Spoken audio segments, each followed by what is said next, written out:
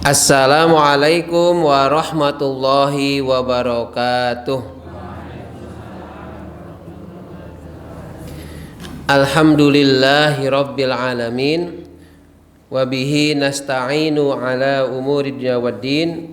Wassalatu wassalamu ala ashrafil anbiya'i wal mursalin wa ala alihi wa ashabihi ajma'in. Allahumma sholli ala Muhammad wa ala ali Muhammad. Amma ba'd. Ibu bapak, adik-adik, jamaah kajian malam Rabu pasolatan di Masjid Nur Huda 19 Glondong rahimakumullah. Alhamdulillah Allah pertemukan kita pada malam hari ini, hari Selasa pertama di bulan Juli, yakni tanggal 1 Juli tahun 2025. Sholawat dan salam semoga Allah tetap curahkan kepada junjungan kita Nabi Muhammad Sallallahu Alaihi Wasallam. Alhamdulillah kita jamaah kita sudah kembali dari menunaikan ibadah haji. Salah satu jamaah kita ya, Pak Haji Tatom, Pak Haji Sutaji nggih. Namanya diganti boten? Oh ya. Tidak diganti ya. Ada sebutannya apa? Nggih. Malam hari ini pertemuan ke-231. Saya mengambil judulnya itu Salat dan Rezeki. Salat dan rezeki. Ini kenapa? Karena ada yang berpendapat alah rasa salat tetap kere. Rasa salat tetap rekoso. Rasa salat apa mulai sekarang ya. Anakku rak ditompo ning SMP negeri. Ada orang yang frustasi dengan salatnya karena apa yang dia inginkan itu tidak tercapai, sehingga nyalahke salat. Nah, makanya saya ambil malam hari ini salat dengan rezeki. Apa hubungannya? Ini kata kuncinya begini. Kita bisa salat itu adalah sebuah rezeki. Meskipun tidak semua rezeki itu berupa salat. Salat yang kita lakukan itu adalah rezeki dari Allah, rahmat dari Allah, nikmat dari Allah. Tetapi rahmat dan rezeki dari Allah itu tidak sekedar sholat. Nah, kita mulai dari ayat yang sudah familiar, di mana di dalam masjid biasanya itu ada pas jadwal waktu sholat. A'udzubillahi minasyaitonirrajim. Innas sholata kanat 'alal mu'minina kitaban mawquta. Sesungguhnya sholat atas orang-orang mukmin itu sudah ditentukan waktunya. Jenengan bersyukur sholatnya dalam waktu 1 hari semalam hanya 5 waktu. Berapa? 5 waktu. Berapa rakaat? 17 rakaat. Seandainya tidak ada negosiasi antara Nabi Muhammad lewat usulan dari para nabi sebelumnya, ketika peristiwa Isra Mi'raj, yakni pada waktu Isra Mi'raj, Allah perintahkan, Allah berikan rekomendasi kepada Nabi Muhammad dan umatnya untuk sholat sebanyak 50 kali. 50 kali ping 50 sedino. Kira-kira kalau jenengan sampai 50 kali 50 waktu dalam sehari, repot boten? Repot? Iya, raiso nyambut gawe. Makanya itu visioner tuh usulannya dari Nabi Musa, Nabi Ibrahim tentang jumlah waktu sholat 50 waktu untuk umat Muhammad. Wis dibedek. Iki nek tenanan 50 kali 50 waktu umat Muhammad gak bakal bisa, gak bakal sanggup. Maka negosiasi itu. Dalam singkatnya kisah dalam Isra Mi'raj, ketemulah terakhirnya disepakati, yakni 5 waktu dalam sehari semalam.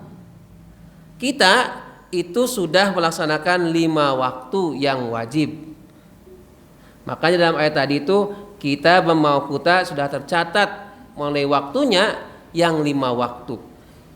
Menyambung yang minggu kemarin itu ya, kita tidak bisa menunjukkan kalau secara khusus 5 waktu dalam Al-Quran, tapi di dalam ayat-ayat tertentu disebutkan ini waktu subuh, waktu zuhur, waktu asar, maghrib, isya.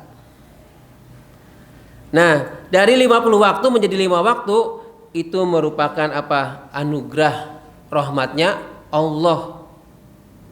Dalam Az-Zariyat kan kita sudah diplot apa? Wa ma khalaqtul jinna wal insa illa liya'budun. Tidaklah aku, kata Allah, menciptakan jin dan manusia semata-mata untuk beribadah. Ibadahnya itu tidak selalu sholat. Kalau ini dulu 50 waktu, maka kita dalam diciptakan Allah semata-mata untuk menyembah Allah. Ya beribadah terus. Di antaranya sholat sampai 50 waktu. Untungnya tidak, hanya 5 waktu. Ini pun secara logika kita, rasional kita, adanya pembagian yang 5 waktu berarti ada kesempatan bagi kita manusia mengerjakan ibadah lainnya selain sholat. Tetapi dalam sebuah hadis disebutkan, ditegaskan bahwa riwayat Bukhari, hadisnya panjang tapi saya kutip yang terkait dengan haknya Allah. Wali rabbika 'alaika haqqan, dan untuk Tuhanmu itu ada hak. Wali rabbika 'alaika haqqan, kamu itu semua itu harus memenuhi haknya Allah. Hadis riwayat Bukhari. Jadi tubuh kita itu punya hak, tamu kita juga punya hak. Lalu sebutkan Tuhan kamu juga punya hak. Apa haknya? Yaitu disembah. Melalui apa diantaranya? Sholat. Salah satunya adalah sholat. Maka sholat ini menjadi hak Allah. Bukan berarti kalau ada hambanya tidak sholat kemudian Allah marah, Allah murka, kemudian kemuliaan Allah jadi berkurang. Tidak. Ini kaitannya dengan kita hablum minanas, hubungan kita dengan Allah tidak sekedar hablum minallah, tidak sekedar hablum minanas. Kita baik sesama manusia, ya bagus. Tetapi kita juga harus baik dengan Allah melalui hablum minallah dengan sholat. Maka apabila ada orang yang kok dia itu meninggalkan sholat yang 5 waktu, sholat fardu 5 waktu, semata-mata hanya mencari rezeki, mencari penghidupan supaya dia bertahan hidup, kemudian dia meninggalkan sholat, maka dia sudah mencederai haknya Allah. Haknya Allah. Jenengan istri, ibu-ibu ya punya hak dari suami. Apa diantaranya? Bu, jangan-jangan sudah 5 watt pada ngantuk ini.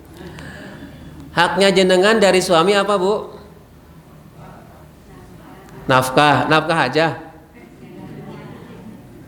Dikasih duit tapi radikai omah. Dikasih omah tapi ratau dikasih makan.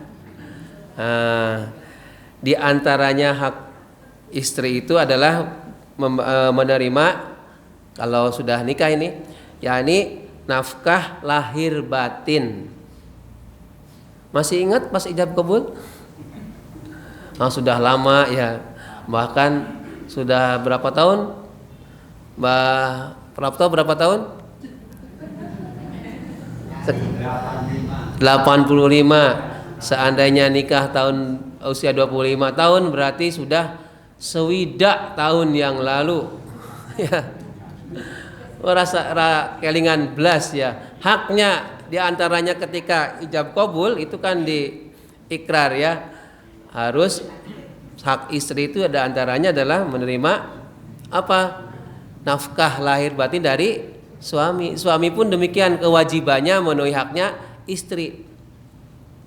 Kalau jenengan suami sayang pada istri, maka apa? Penuhi haknya istri. Istri sayang pada suami, penuhilah haknya suami. Tetapi hak masing-masing itu jangan sampai melupakan namanya kewajiban. Jenengan pun Allah punya hak, di antaranya di wali rabbika 'alaika haqqun. Allah punya hak. Haknya Allah adalah kita salat. Kewajiban kita adalah salat. Untuk kita sebenarnya, untuk kita sendiri, suami tidak memberikan nafkah kepada istri, maka jangan minta haknya suami.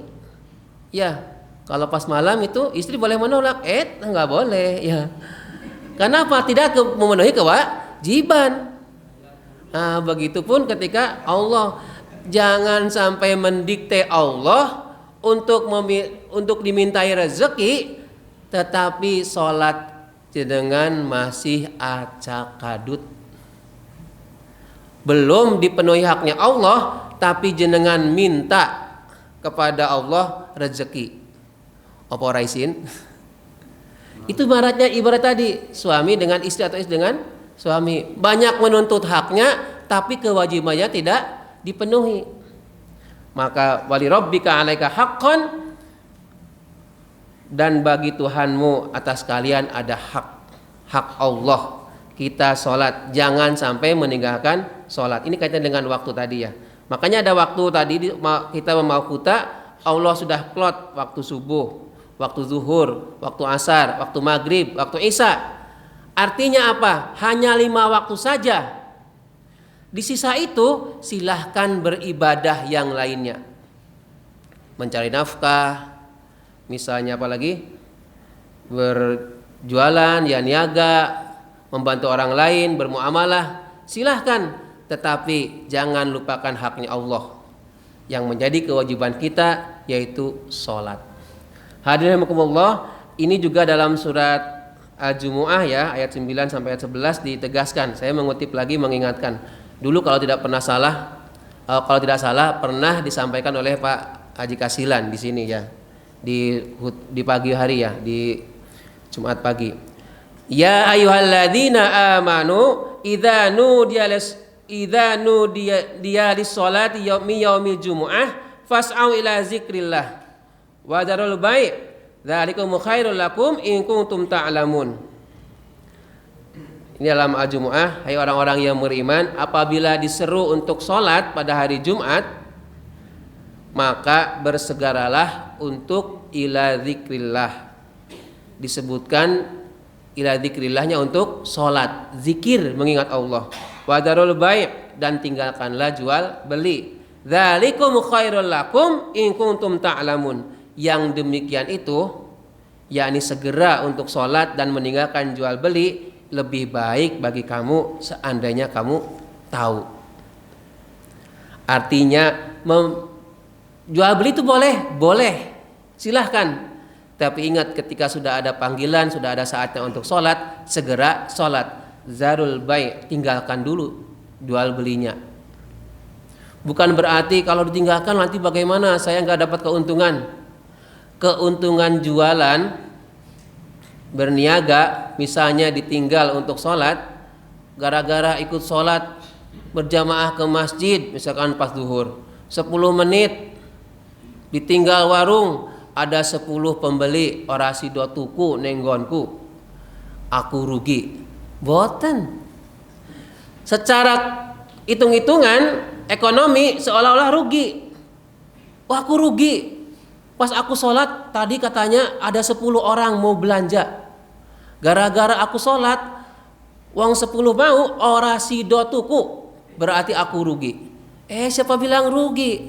Memangnya ada barang yang hilang? Kan gak ada yang hilang barangnya.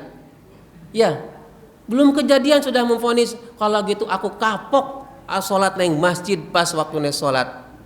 Lah ngopo? Ditinggal lungo karo pembeli. Nah inilah mindsetnya harus dirubah, bahwa jenengan sebenarnya khairul lakum, lebih baik ini yang meninggalkan dulu jual beli untuk sholat.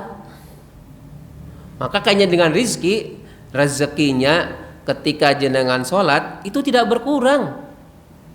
Lah tadi kan tadinya saya mau untung, jadi nggak jadi untung nih.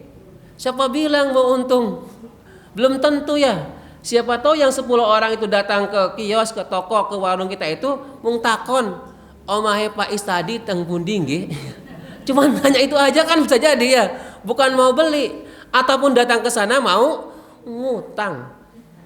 Lebih repot lagi. Coba bayangkan kalau datang ke sana dilayani 10 orang itu, ternyata 10 orangnya ngutang. Tombok. Malah rasido untung. Ya, apalagi kalau modalnya pasan. Sehingga apa? Ketika ada panggilan sholat kemudian tinggalkan jual beli untuk menunaikan sholat dulu, enggak apa-apa. Bismillah, rezeki mah enggak bakal ketuker. Rezeki mah enggak bakal ketuker.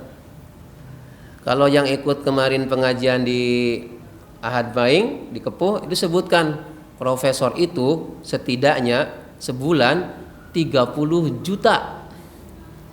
Profesor. Nek jenengan, nek aku jadi profesor penak banget ya. 30 juta, berarti sehari 1 juta. Mikirnya enggak begitu. Semakin besar Allah berikan nilainya, maka semakin besar juga kebutuhannya. Betul tidak? Saya ngalamin, Bu. Saya kan dulu di SD Muhammadiyah Bodon dengan gaji sekian, cukup. Oh sekarang PAUD di SD Widokerten gajinya lebih tinggi. Ternyata kebutuhan juga lebih tinggi. Artinya apa? Ya sama-sama cukup. Ya. Jadi memang Allah berikan begini karena kamu itu butuhnya lebih banyak, makanya dinaikin. Kamu butuhnya sedikit, ya sudah sedikit aja. Itulah perlunya bersyukur. Biarlah kemudian ditegaskan lagi dalam Al-Jumu'ah itu, kalau kita sudah menunaikan sholat, silahkan bertebaran di muka bumi ini untuk mencari fadilahnya Allah, keutamanya Allah, faedah-faedah dari Allah, apa itu berdagang, berjualan atau yang kerja yang lain, mau lanjut lagi tukang misalkan Pak No, ya silahkan.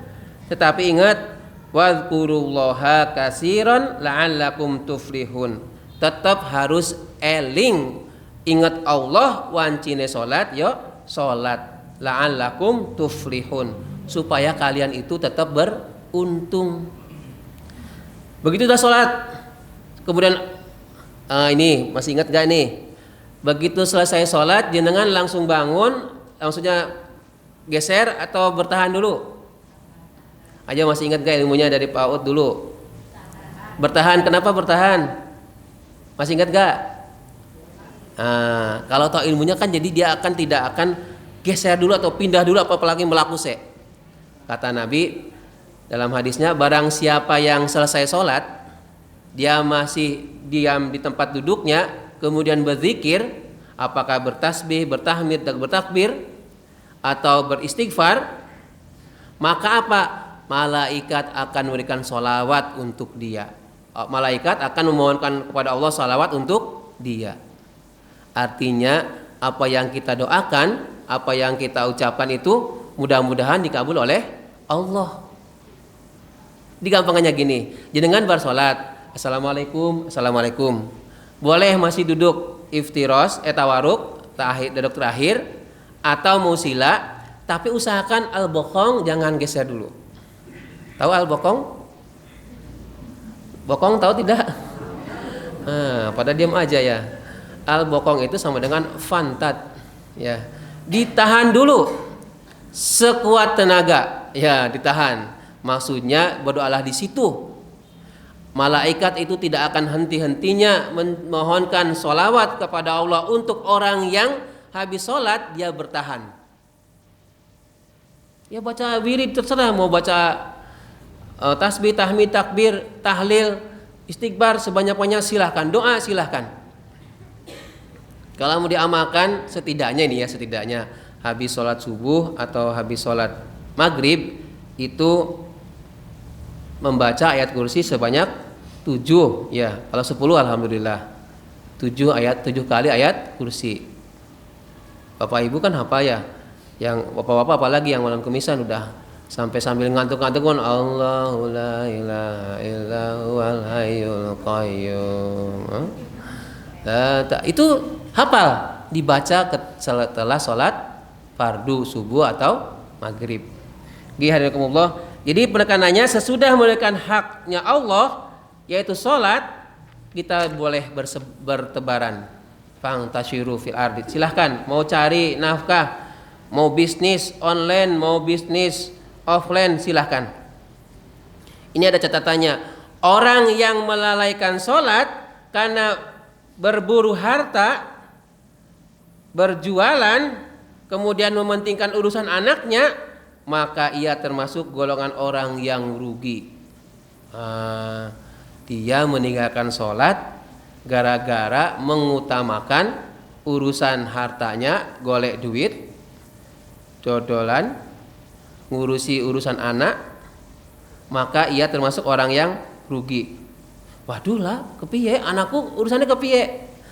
Meninggalkan sholat itu bukan berarti waktunya zuhur nih jam 12 berapa 45 ya, 11.45 ya nggak apa-apa, kalau memang urusannya masih mau selesaikan dulu. Tapi ingat jangan sampai meninggalkan sholat sampai waktu zuhur habis kok urung sholat. Nah dia lalai. Istilahnya adalah tulhikum. Ya ayyuhalladzina amanu la tulhikum amwalukum wala auladukum an zikrillah. Wa may yaf'al dzalika faulaika humul khasirun. Hai orang-orang yang beriman, janganlah melalaikan kalian semua apa itu harta-hartamu, anak-anakmu dari ingat kepada Allah. Ada yang menafsirkan dari melakukan sholat. Wa may yaf'al zalika, barang siapa yang dia itu melalaikan, meninggalkan sholat gara-gara mementingkan harta dan anaknya, faulaika humul khasirun, maka mereka itu termasuk golongan orang-orang yang rugi. Rugi itu dalam jual beli meskipun sedikit tetap rugi.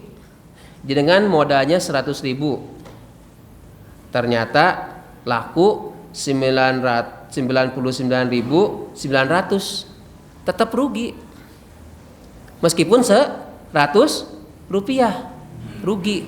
Dan saya yakin tidak mau ada yang rugi. Bapak Ibu ada yang mau rugi tidak? Halo? Wah ini pada ngantuk ya. Halo Bapak Ibu ada yang rugi? Mau rugi? Tidak. Kalau begitu jangan sampai anak-anak jenengan, harta jenengan itu membikin lupa Allah, yakni tidak mau sholat. Sudah diingatkan oleh Allah, faulaika humul khasirun, surat Al-Munafiqun ayat 9. Jadi diingat-ingat, kalau tidak mau rugi jangan sampai meninggalkan sholat gara-gara ngurusin harta. Nanti protes, Pak saya punya bayi, kalau anak saya nggak diurus kepiye Pak?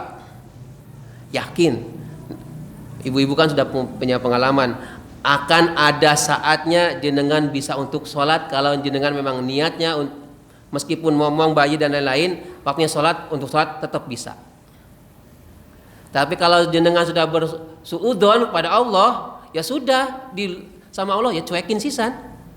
Akhirnya apa? Ya sibuk dengan anaknya, ya anaknya lari ke sana, lari ke sini, lagi, terus cebok lagi, basah lagi, main lagi. Waktu sholat habis. Tapi kalau dalam hati, ya Allah alhamdulillah anak saya lagi aktif-aktifnya, ya Allah beri kesempatan saya waktu sesaat untuk sholat, anak saya aman. Mohon pada Allah, nggak usah suudzon kepada Allah. Malah laporan WA, video call sama suaminya, Mas, iki anakmu. Nah, anak dia sendiri kan, padahal lihat nih, petakilan, lari ke sana, lari ke sini, disuapin, piringnya malah dibanting. Pokoknya di video call. Nah, suaminya yang kerjakan akhirnya, aduh, anakku kepiye, bojokku kepiye. Ora tenang nyebut gawene. Bukannya mendoakan suaminya sedang bekerja, malah tambah masalah, ngirim masalah lewat video callnya. Yang baik bagaimana? Sudah pasrah pada Allah. Yang membolak-balikan, yang mengatur gerak langkah kaki si anak itu adalah Allah, bukan suaminya. Memangnya kalau begitu di video call, suaminya datang, anaknya diam? Belum tentu juga. Maka minta pada Allah, deketin Allah. Apapun masalahnya, maka hubungi Allah. Tapi jangan hubungi Allah lewat status.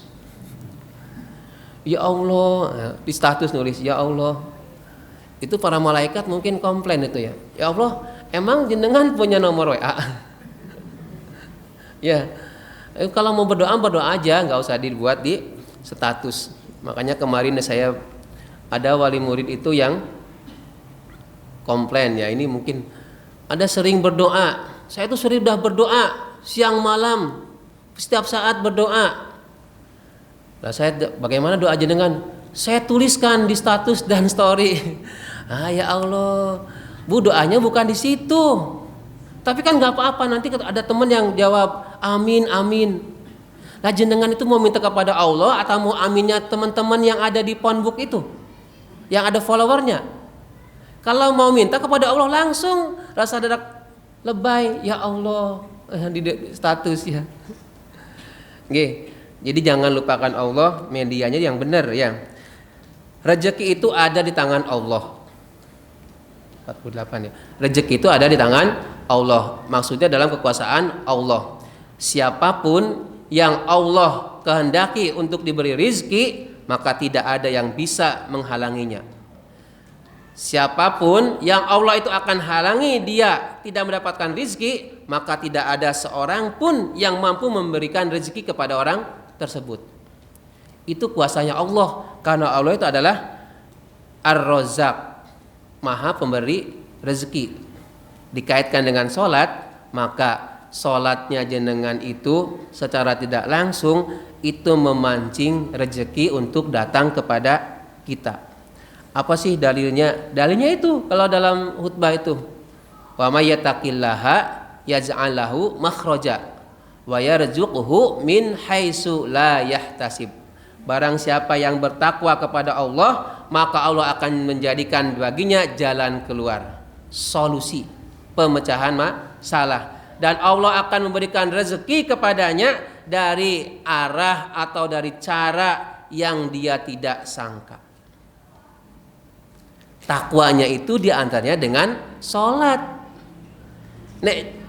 Pokoknya nggak ada ruginya orang yang suka sholat. Tapi orang yang tidak sholat pasti ada ruginya. Di dunia mungkin dia masih aman. Ingat-ingat di akhirat, orang yang tidak sholat siap-siap dengan api neraka. Makanya sholat itu adalah penarik rezeki. Secara sadar tidak sadar, tetapi yang menjanjikan adalah Allah. Kalau ada yang komplain, saya sholatnya rajin, ini masjid berjamaah di awal waktu, rawatib dikerjakan, tahiyat masjid dikerjakan, sholat malam dikerjakan, duha dikerjakan, tapi kok saya nggak kaya-kaya.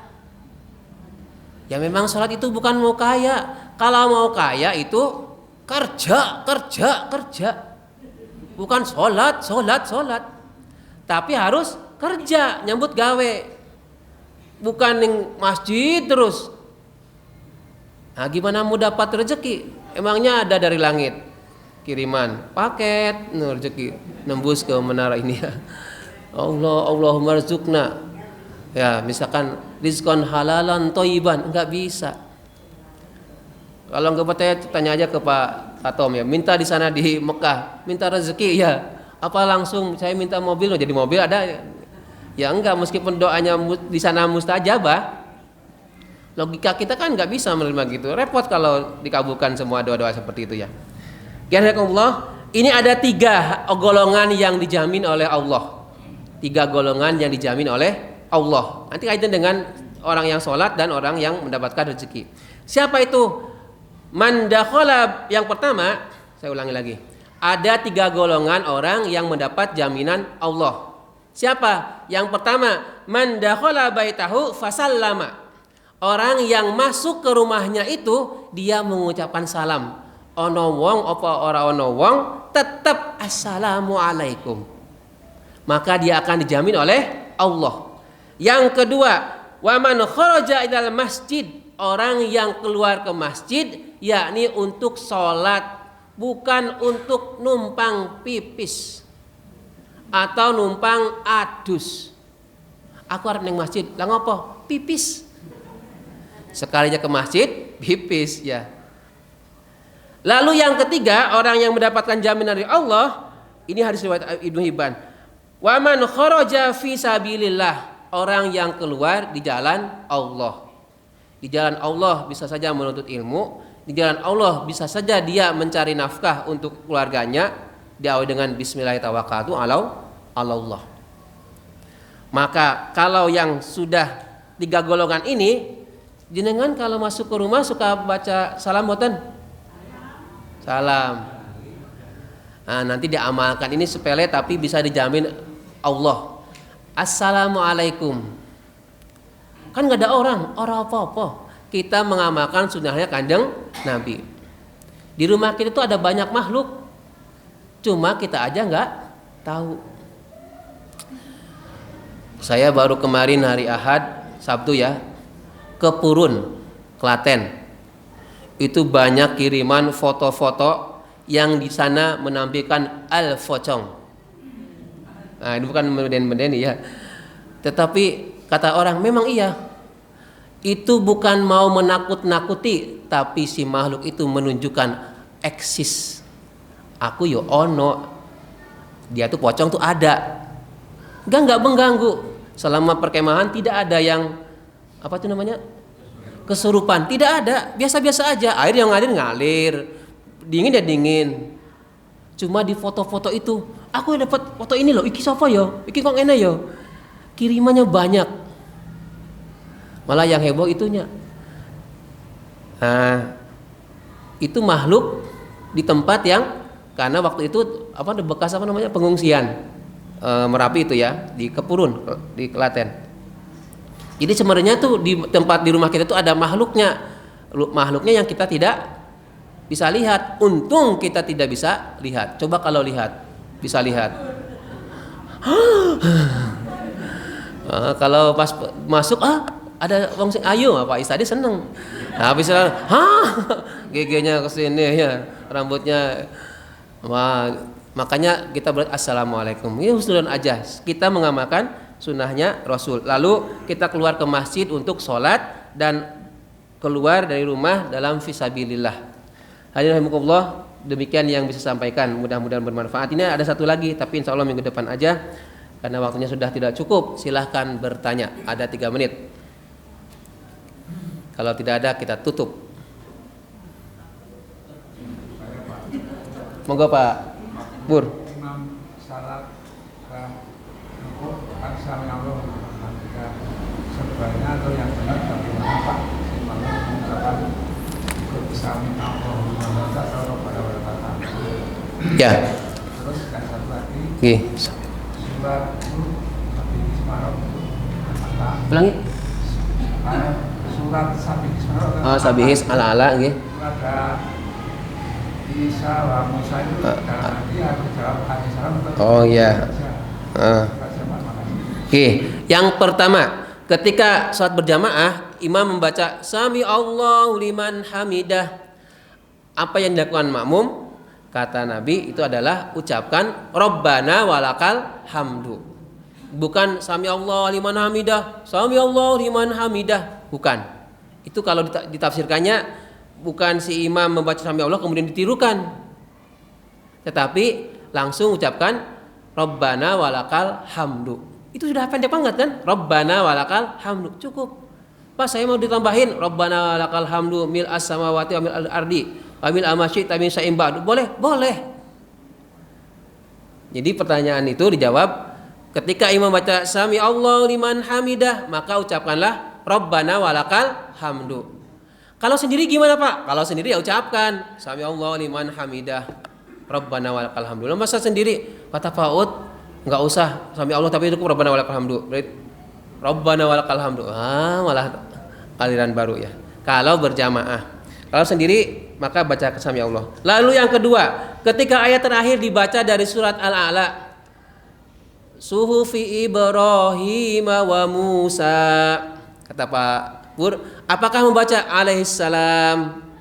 Maka saya katakan, saya sampaikan yang saya pahami, tidak ada dasar yang kuat bahwa mendengar bacaan Suhufi Ibrahim wa Musa alaihissalam tidak usah. Ataupun termasuk ayat yang ini, alaihissallahu bi ahkamil hakimin. Bala, benar, maha benar. Itu ternyata tidak kuat. Jadi begitu ada bacaan fi suhufi Ibrahim wa Musa, sudah biasa aja, nggak usah diucapkan apa. Kok malah dengan menambah kata malah mengada-ngada ya. Mending diam aja. Diam itu malah lebih baik. Ngingatan nggih Pak Pur. Oke, yang lain sudah ya. Oke, Pak Yanto nggak usah tanya ya. Oh, besok aja, sip. Nah, cukup. Mari kita akhiri dengan bersama membaca doa kafaratul majelis. A'udzu billahi minasyaitonir rajim. Bismillahirrahmanirrahim. Subhanakallahumma wa bihamdika asyhadu an la ilaha illa anta astaghfiruka wa atubu ilaik. Alhamdulillahi rabbil alamin. Assalamualaikum warahmatullahi wabarakatuh.